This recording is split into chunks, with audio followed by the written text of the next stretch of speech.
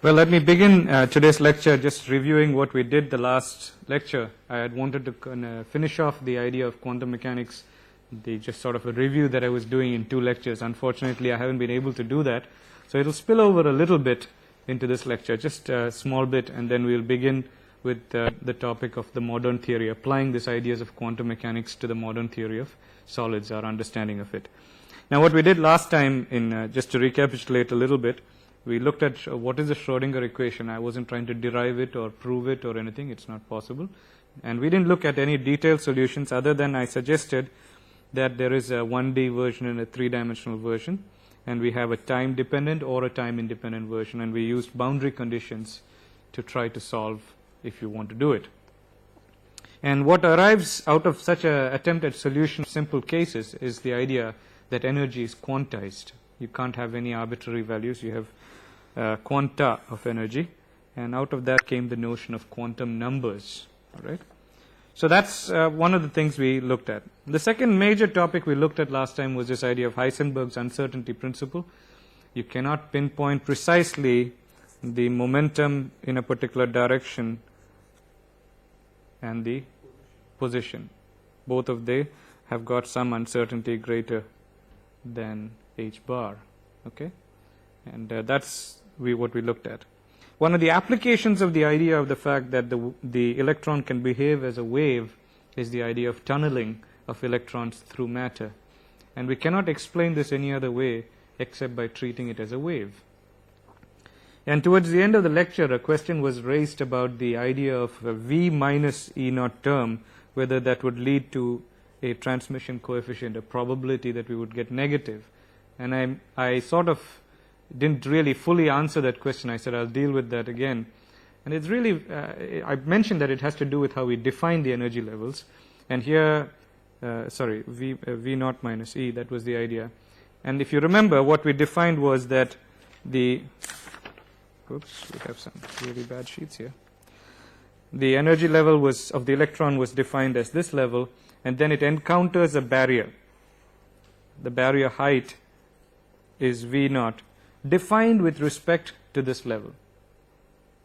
Right? That's how we are defining our barrier.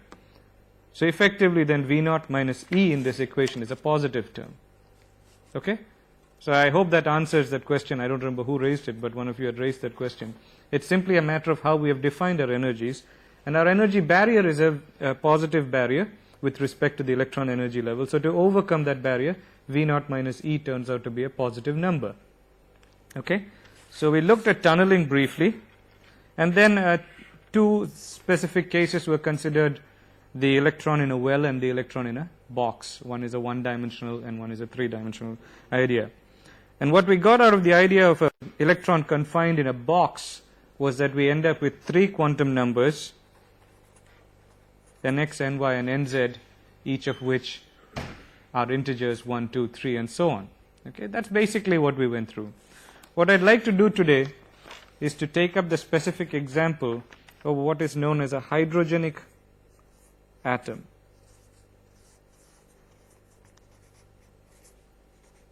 So we'll wrap up this review quickly by looking at a specific example of a hydrogenic atom. Now, what do we mean by a hydrogenic atom? Hydrogen-like atom is the idea.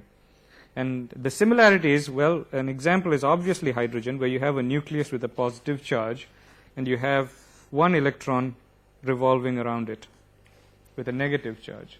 Okay, this is the specific case of hydrogen. But we could also have something similar, excuse me, the helium ion.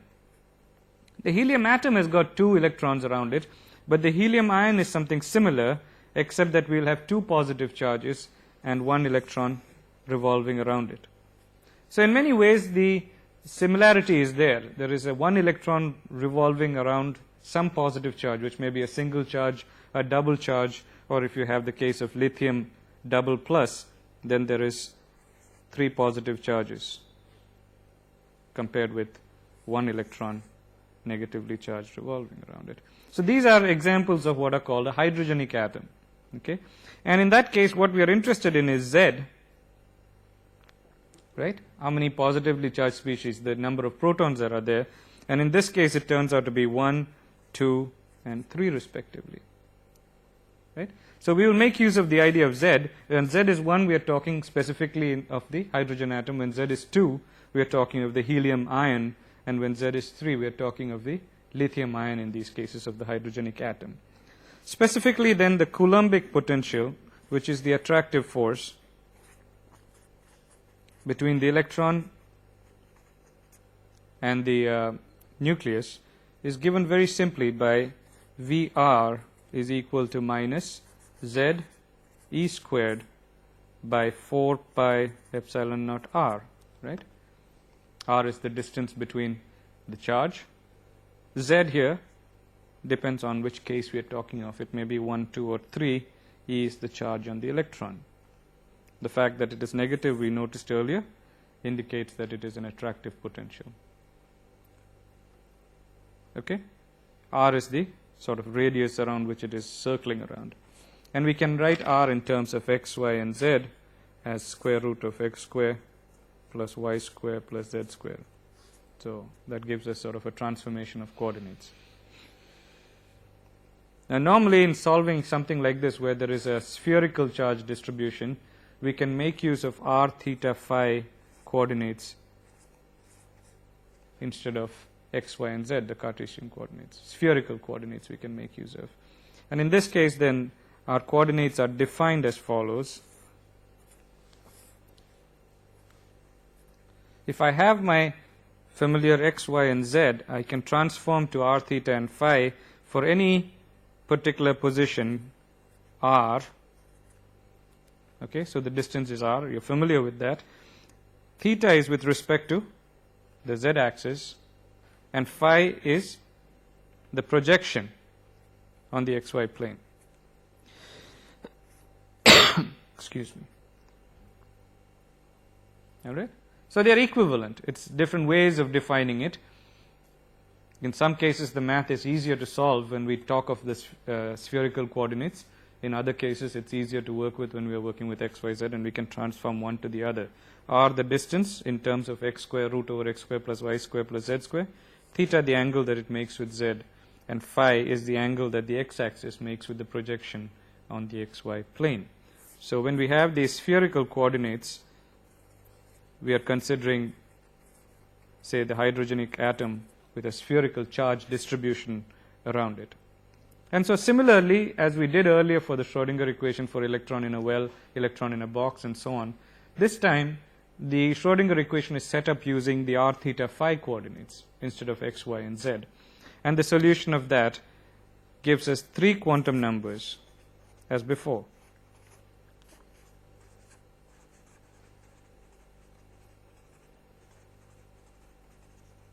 Okay, so solution of the Schrodinger equation gives us 3 quantum numbers just as before. The only difference here is that these 3 quantum numbers are not independent of each other.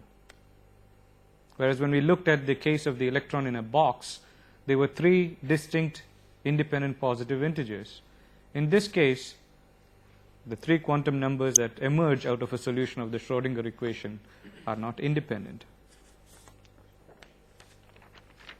So these 3 quantum numbers are familiar when we go back to our text.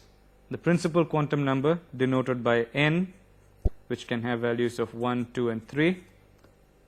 And then we have the orbital angular quantum number,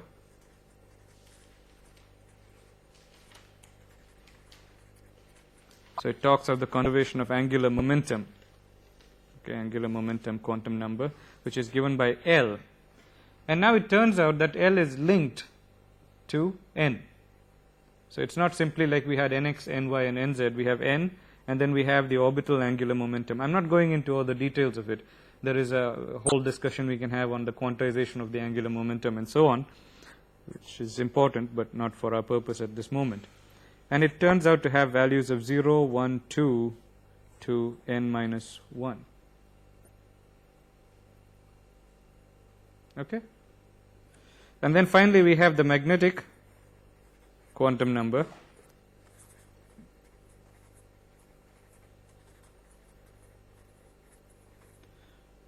denoted by ml, which will have values of what? Minus L through 0 to plus L. Okay? So this magnetic quantum number is linked to the L number, the orbital angular momentum number, which in turn is linked to N. And each combination of N, L, and ML denotes a quantum state. So there are similarities to the previous case of the three-dimensional electron in a box, but here now these three numbers are linked to each other.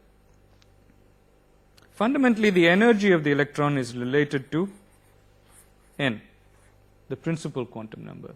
If we know N, we know the energy of the electron. And it also gives us the position of maximum probability.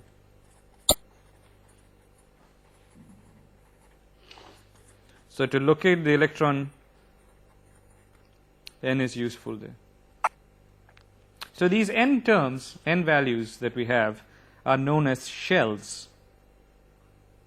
Okay, using another terminology, the principal quantum number, N is equal to 1, 2, 3, are also referred to as shells, because they indicate the most probable position around the nucleus where we may locate that electron. And so N is equal to 1, 2, 3 in the shell notation sort of coincides to the K shell, L shell, M shell, and so on. Again, this is more of a review. The L values, that for the orbital angular momentum quantum number, L, they have some special names too. L is equal to 0 is known as the S state, as we know, right? And L is equal to 1, L is equal to 2, L is equal to 3 are the P state, D state, and the F state. Where do these names come from? These are old things. You see, there was a lot of information available about atoms through spectroscopy. And at that time, they didn't really have a good model necessarily for the atom, but they had a good idea, a lot of experimental data that was well classified and studied. And out of this sort of terminology that was already there in spectroscopy, the Balmer series, the Bastian series, and all was well known and well studied. And they had given certain names for some of these lines. And later, when the structure of the atom and the electronic structure was understood, these were correlated with the existing names. So this comes from the spectroscopy names, this SPDF. S stands for sharp, P stands for principal, excuse me, D for diffuse, and F for fundamental. Nothing to memorize, more or less a historical note. They had already named these lines this way. Later on, it got correlated. So you can see the importance of looking, theoreticians talking to experimentalists and vice versa. Typically, in an emerging field, we will have a lot of experimental data that doesn't fit the theory necessarily, but well studied, well thought out. And then theoreticians are working sort of on their own. But when the theoreticians and experimentalists talk with each other, we find that maybe one more fits the data better than the other. And that's how one theory becomes accepted. And that's what happened in this case. Okay? So that's what the L values tell us. If you calculate the probable distances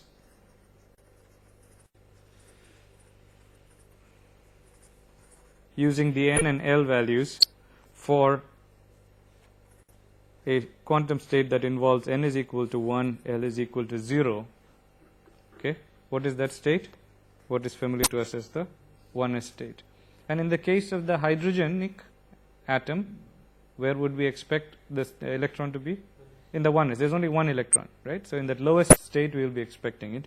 And in this case, we find if we can calculate the radius, that the radius turns out to be 0.0529 nanometers, which is nothing but what was known in an older version of the quantum theory as the Bohr radius. Right? Bohr put out a number of ideas, the Bohr model, and which was later refined with improvements and gave us the present quantum picture. So calculations using the modern quantum theory yield for 1s position 0.0529 nanometers from the nucleus for the hydrogen atom, hydrogenic atom, and that's the Bohr radius. Also, in the case of the hydrogenic atom, we can calculate the energy level in terms of the n value, and it turns out to be m e to the power 4 z squared by 8 epsilon naught squared h squared n squared minus m e to the power 4 z squared 8 epsilon naught squared h squared n squared. And what we note immediately is that the energy depends only on which quantum number? N. It doesn't matter what the L's and M's and all are, but the energy of the electron depends on the n number. So within each shell, they are having roughly the same energies.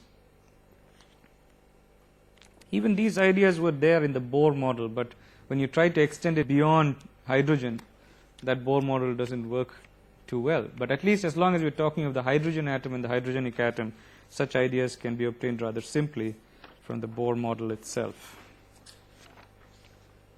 Now we can rewrite this idea here of E in a simpler way as minus z squared EI by n squared. All we've left is the dependence on n and the dependence on the charge. So if we are talking of hydrogen, Z is 1 and so on. Okay? Where EI is simply the clubbing of all the other factors together, m e to the power 4 by 8 epsilon naught squared h squared. And when you put in actual numbers here, note that they're all constant. The mass of an electron, the charge on an electron, permittivity of free space, Planck constant. This turns out to have a value of, okay, so we can rewrite that equation then as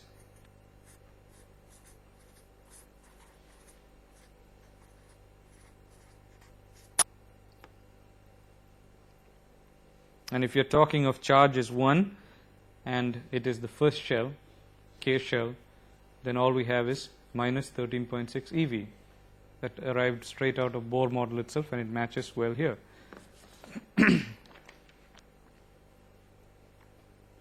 Okay? And this is what the energy for n is equal to 1, z is equal to 1, giving 13.6 eV minus, indicates that that is the energy required to remove the electron from the 1s shell to the vacuum state or to infinity. So the negative implying that we have to supply energy. And that is the reason the electron is simply not floating around. Right? Always in terms of energy considerations, it is preferable for the whole system, namely the nucleus and the electron, that if the electron is sitting at this distance a naught away from it, it has the lowest energy that it can have, rather than the electron just roaming around and a positively charged nucleus just roaming around by itself. This combination is the best. That is the reason why the electron is right near the nucleus at that distance. So we call that the first ionization energy. And if you have other shells, then we are talking of removal of one by one multiple shells. Then we can remove more electrons, and we'll have second ionization energy, third ionization energy, and so on. There's one final quantum number which is not given to us by Schrodinger's equation. You can't get it out of Schrodinger's equation. But it is obtained from relativistic quantum theory.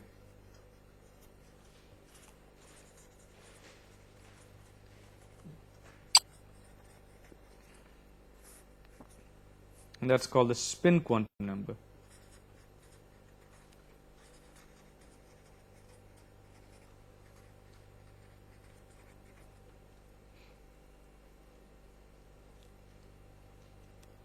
Again, it arrived out of observations that could not be explained by existing theory.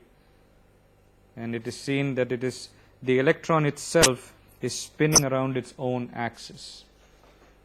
And that's what generates the spin quantum number. We write S, which is the spin, or what is known as intrinsic angular momentum,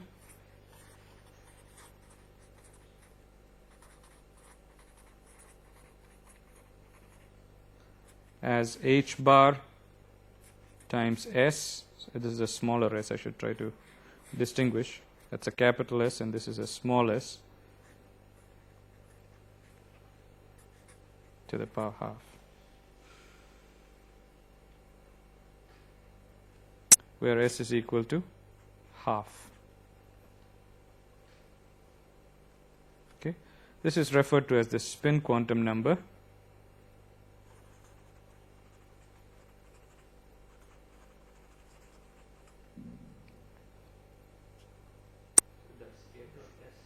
Pardon? S times s plus 1. The whole thing raised to the power half. I'm sorry, that's a little smaller than you can see probably. That's also an s here, but I was trying to make it a small s to distinguish it from the bigger s. Okay? When we come to magnetism, if ever we get the chance to deal with that in this, these are all related to electrons. This equation and things like this become very important.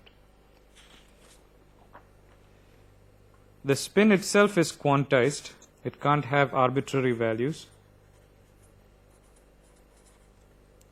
And when a magnetic field is applied,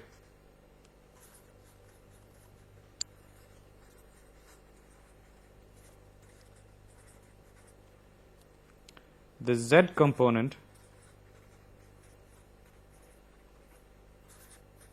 is given by ms h bar. Okay.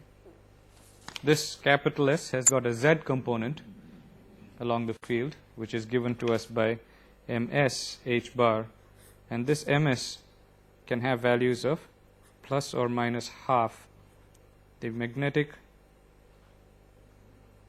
spin magnetic quantum number. And this is the one that we make use of when we say that the electron can have either upward spin or downward spin. That's the term that is used for the plus and minus half. Okay, and this comes not from Schrodinger, but it is turns out that we need to account for this term also.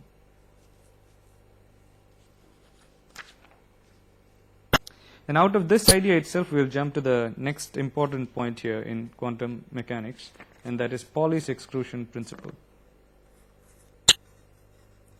It's a principle that we'll use time and time again in especially understanding semiconductors and various things. Excuse me.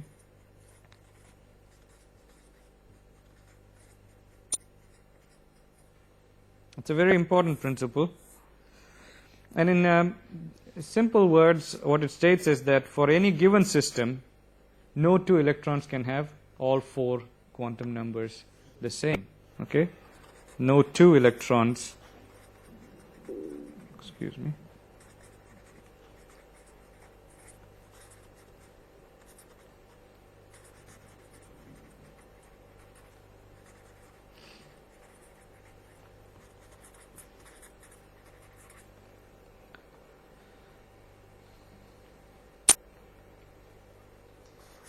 This is within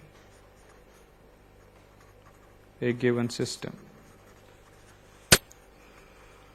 Okay, something that is interacting with each other. And we will use this idea shortly when we come to the development of how solids behave.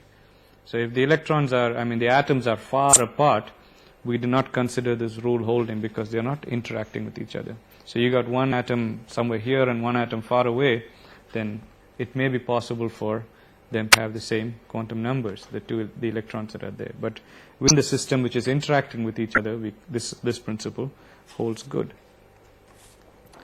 The implications are that two electrons that are in the same orbital state, namely having n, l, and ml identical,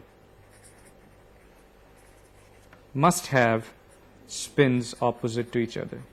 That's the only way they can stay in the same orbital state, right? That's one of the implications of this theory. And so these are called, when we have opposite spins together in the same state, we refer to it as paired spins. The other implication of this principle is that in such an orbital, what is the maximum number of electrons we can have? Two, right? As soon as you put in a third one of them is going to clash with the other. So maximum 2 electrons are allowed per orbital. And this has important implications in looking at the electronic structure of material. So we'll come back to Pauli's principle time and time again when we look at materials and try to explain the structure. Here's another empirical kind of rule, Hund's rule, again one which we would have studied. It is deduced from spectroscopy. When we try to assign electrons in an element to different levels like 1s, 2, 2s, and so on, then this rule was found out of that attempt to categorize all the electrons. Simply stated, it states that the electrons in same n, l orbitals prefer to have parallel spins.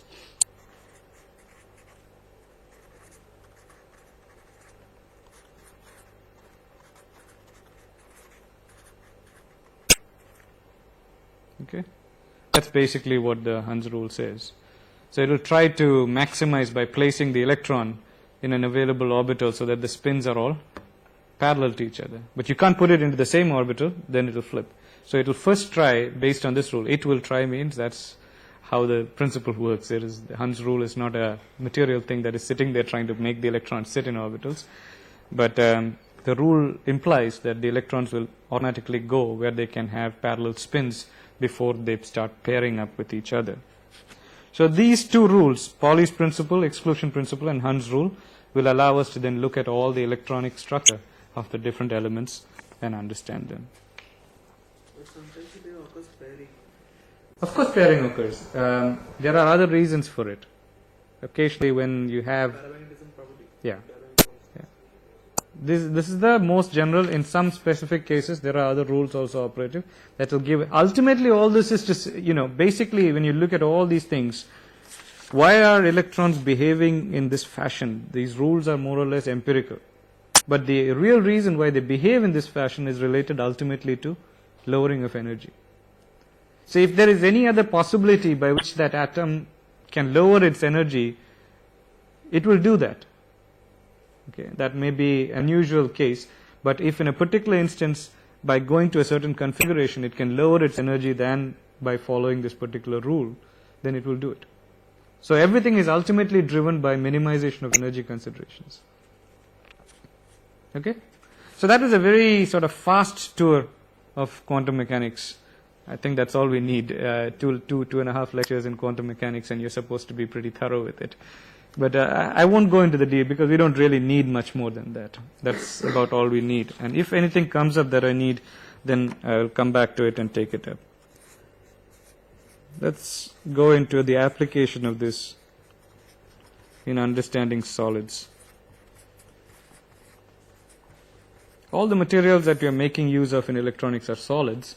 And so while it is nice to be able to explain in great detail the theory of hydrogen atom, or hydrogenic atoms and so on, when I come to a real life electronic material, I'm rarely dealing with hydrogen atoms.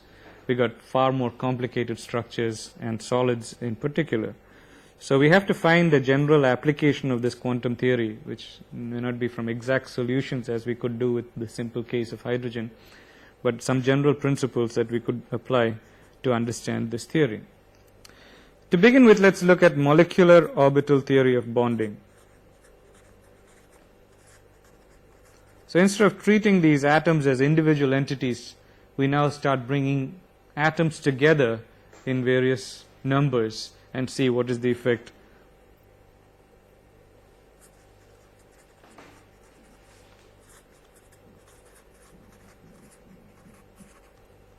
All right.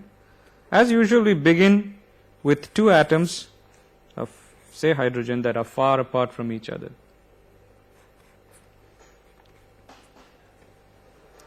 And when they are far apart from each other, it's possible for them, as I said, to have identical orbital state. The four quantum numbers can be the same for the electron that is in this one and in this one, and we don't clash in terms of Pauli's exclusion principle. What happens when we start bringing them closer and closer together?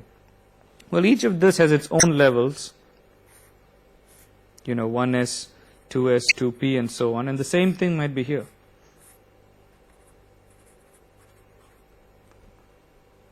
But when we bring them together, we will start having an overlap.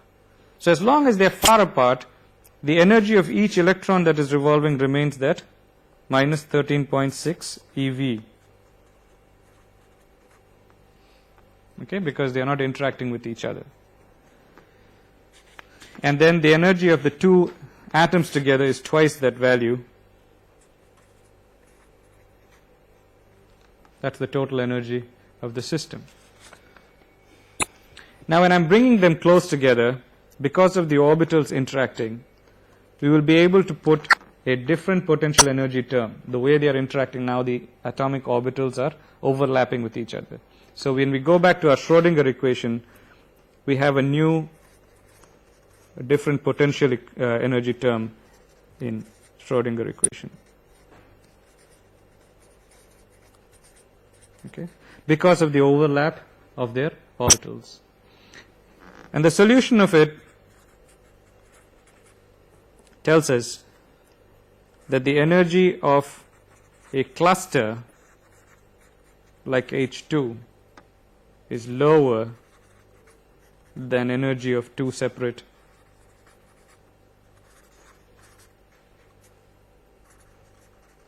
So the hydrogen molecule's energy, when we solve the Schrodinger equation using a modified potential energy that accounts for the overlap of the orbitals, tells us that the energy of the molecule is lower than that of two separate hydrogen atoms.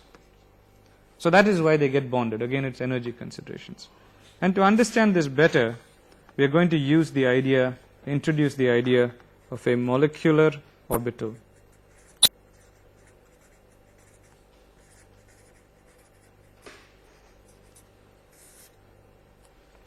Again, the symbol psi, as before. It's behaving as if it's a wave function for the whole molecule.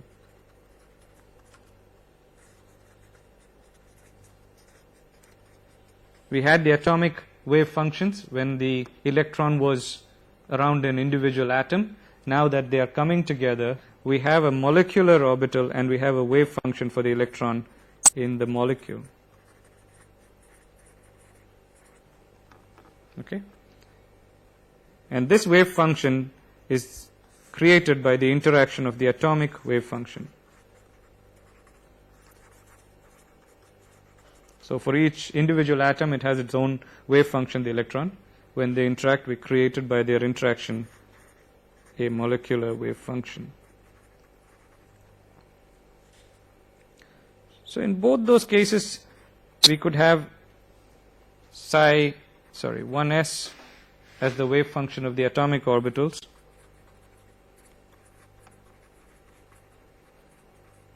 As long as they are far apart, both of them can have the same wave function. There's no problem with that. But when we bring them closer to each other, Pauli's exclusion principle comes into play. So now these two cannot have the same wave function. Something's got to change. And we can show that schematically. Suppose there are two of them. I illustrate that very far apart, the distance between them infinity, very far apart. And there's an electron at a distance, say Ra, two atoms A and B, and the electron is rotating around these at a distance Ra, Rb to distinguish the two electrons. In this case then, my two wave functions are just independent of each other. All right, I'm plotting the wave function as a function of R. There's no overlap between them, no problems. Each one of them can be psi 1s without a problem. We say the distance between them is very far or infinity. Now as we bring them nearer to each other,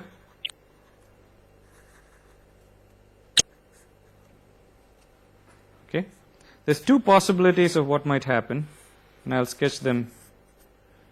Is that their interaction may produce an overlap, that is where they are in phase with each other, or it could be this situation. Okay?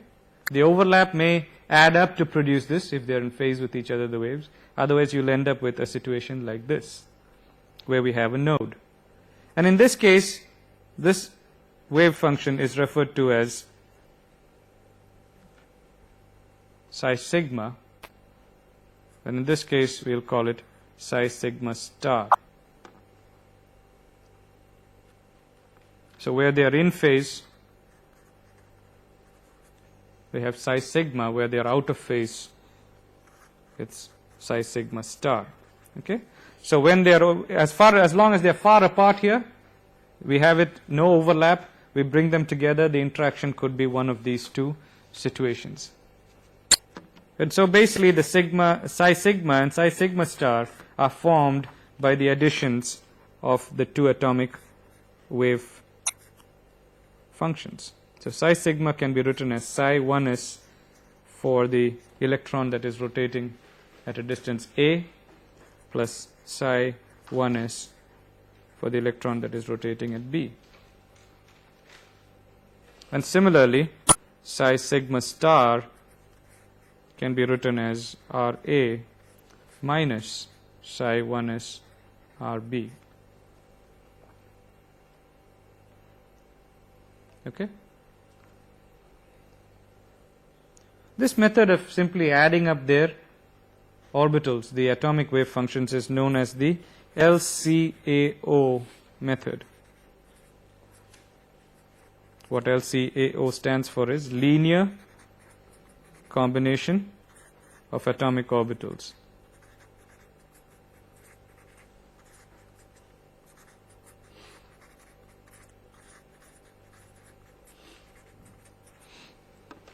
All right?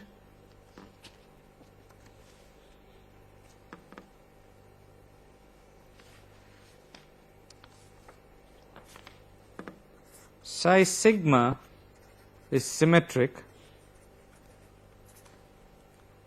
and we will also note that psi sigma has a rather large magnitude in the space in between the two atoms. Correspondingly, psi sigma star has a node there.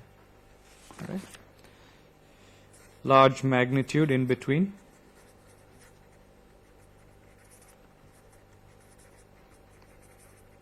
And so this is also referred to as a bonding orbital.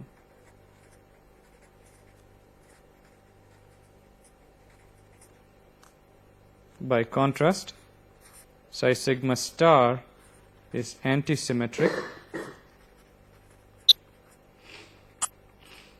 and there is a node between the nuclei, and has the name then antibonding orbital.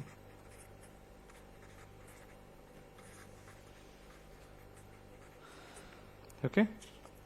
We could also plot the amplitude squares for each of this. That will give us the probability of finding the electron where we will find it, right?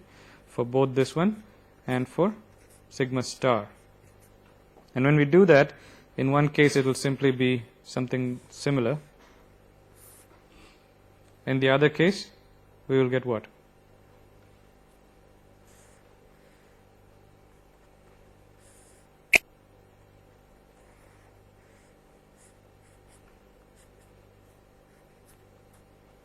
Right? Because there the square is taken, so both those parts become positive. In this case, we get the magnitude is different. So what we're plotting is the amplitude. And what we see here is that in the case of the symmetric or the bonding orbital, the probability of finding the electron in between these two is rather high. Whereas in the case of the anti-bonding orbital or the antisymmetric orbital, the probability of finding the electron is nil, very low. Practically it is nil. So that is the difference between these two. Well, it turns out that the total energy for the bonding orbital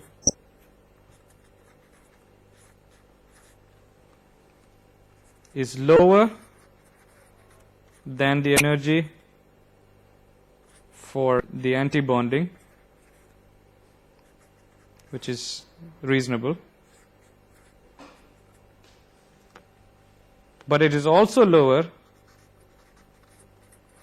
than the original psi 1s for each of those atoms. This arises from the fact that because the electron is concentrated in between more, the potential energy is different in this case compared with when they were isolated from each other, or in this case when they are overlapping out of phase with each other.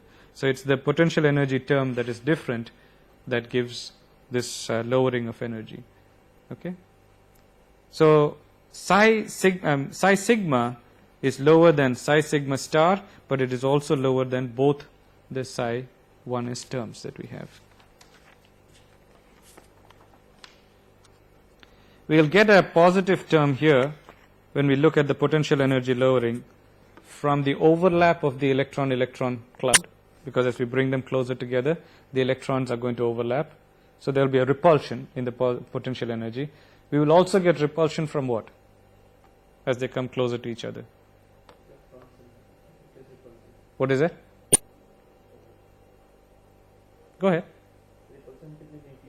Repulsion between nuclei. Very good. The positive charges start repelling. So there's two contributions towards the positive contribution towards the potential energy, but we will also get the attractive term, the negative term, coming due to the attraction between the electron cloud here and the nucleus here, and vice versa.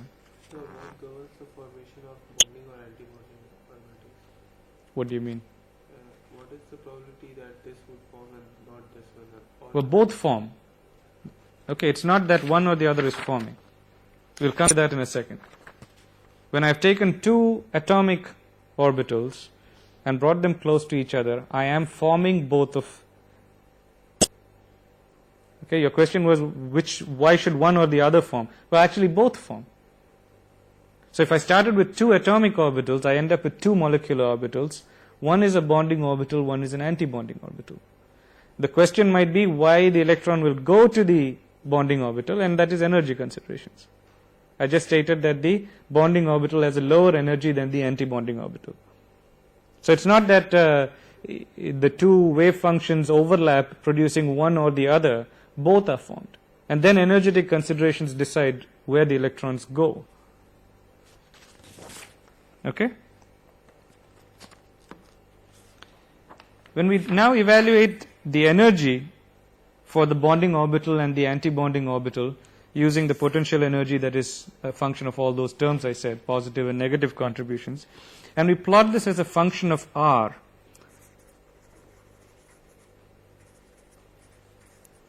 we get something that looks at least remotely familiar.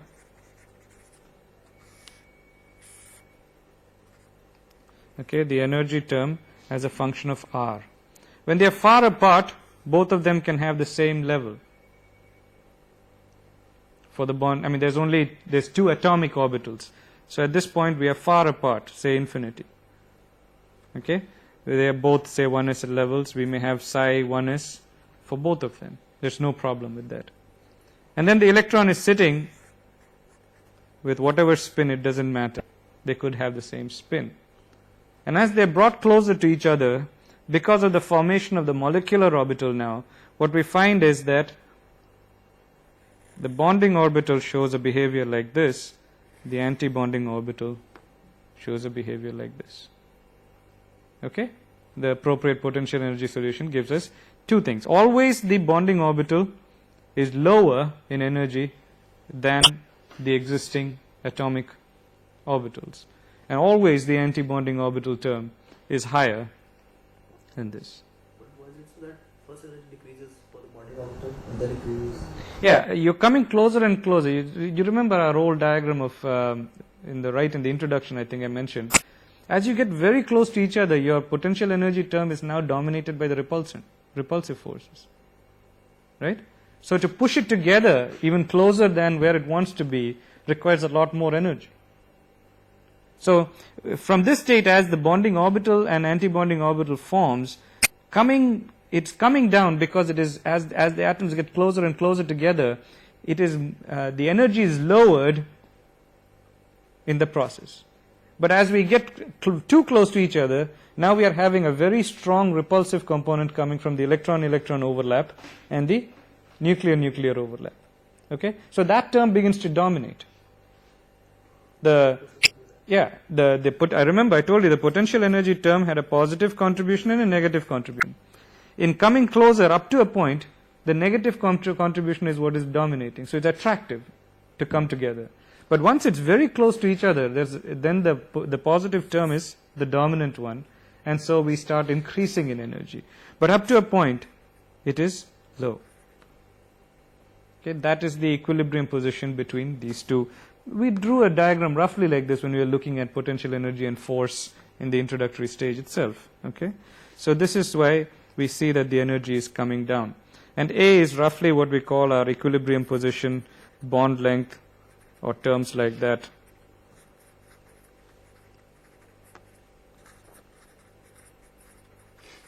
And so on. There is a minima and then the thing is. Now the question is, if there's two electrons, we have 1 and 2 here from these two atoms, which orbital will they go to? This one is my sigma and this is my sigma star.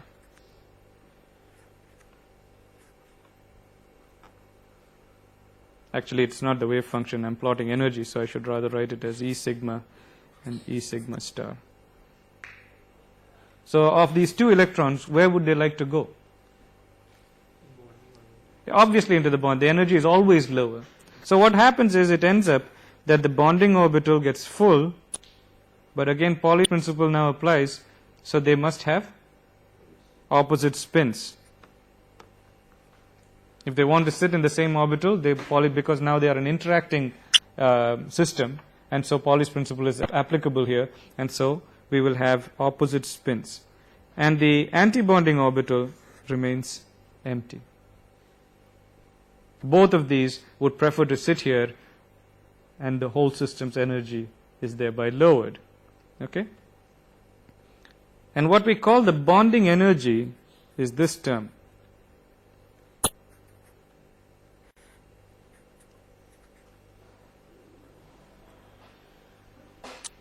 The energy that the system had when the two atoms were separate from each other,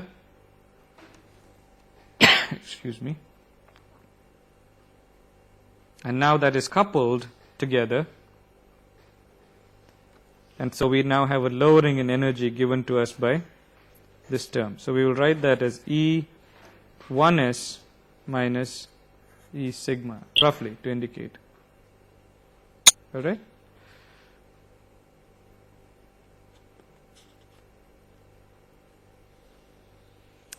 We can also draw this idea schematically a little differently. Let's put the energy levels of these two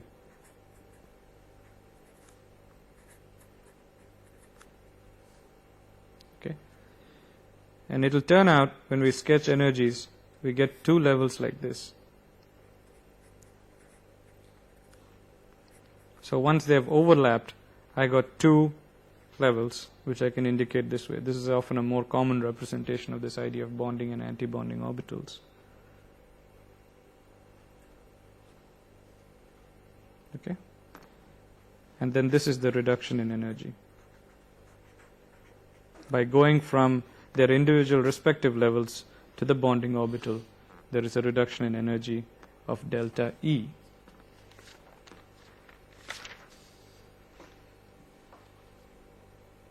I think there was one other point I wanted to make there.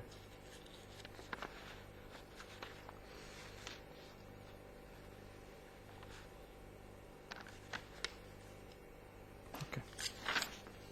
It's possible now that I have my two electrons here. Suppose I can create, so this is what? Hydrogen molecule, right? What if I could create a negatively charged hydrogen molecule by adding another electron? Where would that electron go? Into the anti-bonding orbital, because that is still available. Though energetically, as long as there's only two electrons, they would prefer to come to the bonding orbital. If I have a third electron, there is an available orbital, though it has a higher energy.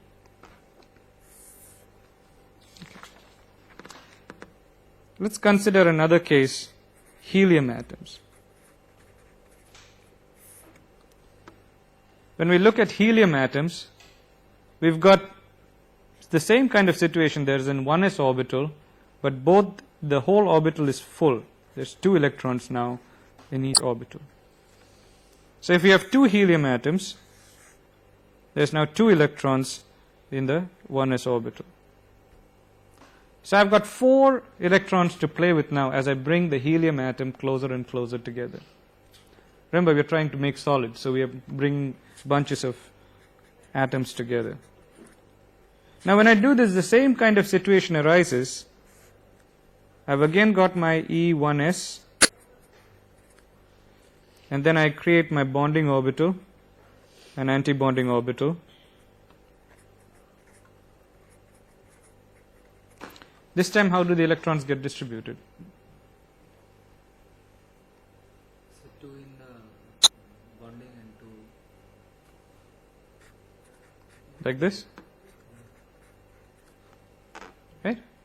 Because I've got 4 electrons to play with, and I had these here. I've got to put them into the system, so 2 will go to the bonding orbital and 2 will go to anti-bonding orbital. How has the energy of the system as a whole changed, or has it? Do I get a reduction in energy by bringing them closer to each other? Apparently, at the best I will get is, it will stay the same on an average. So there is no energy advantage to going to this molecular scheme of creating the helium molecule, right? So at best it will be equal, but it turns out from more serious calculations that this distance,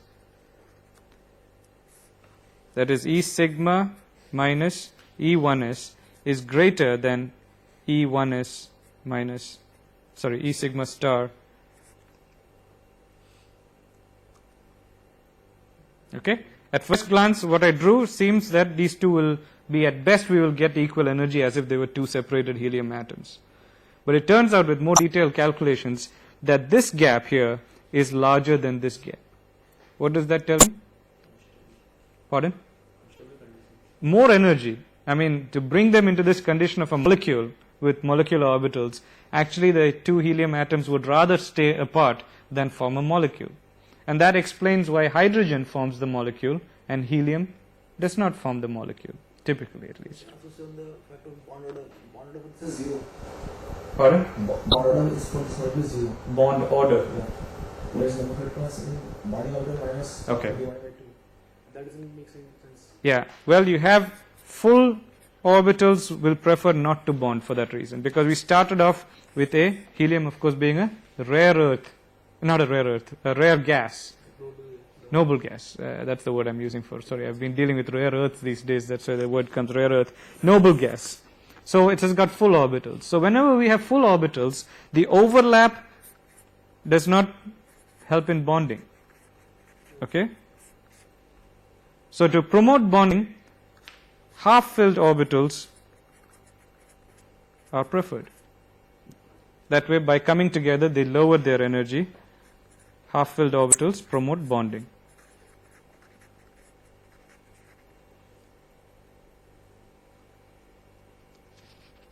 Okay. In this case, now we have just considered 2 atoms coming together.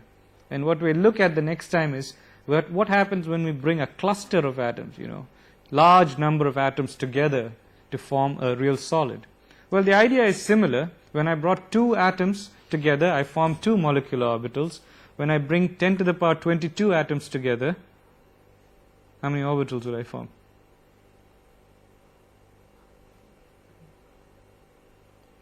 Oh, roughly, yeah, that's roughly the order of 10 to the power 22 molecular orbitals.